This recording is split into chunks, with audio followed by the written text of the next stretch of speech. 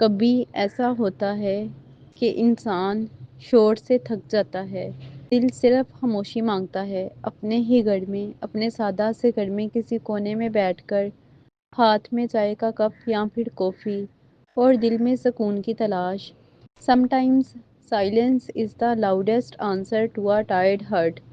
کوئی ساتھ نہ ہو پھر بھی دل خالی نہ لگے، کیونکہ اس لمحے آپ تنہا نہیں ہوتے، اللہ قریب ہوتا ہے۔ پرندوں کی آوازیں، ڈھلتا ہوا سورج، اور ہر ایک سپ کے ساتھ دل کا آہستہ آہستہ بڑھ جانا۔ Contentment does not come from having more۔ It comes from being thankful for what you already have۔ اور زبان سے بے ساختہ نکلتا ہے الحمدللہ۔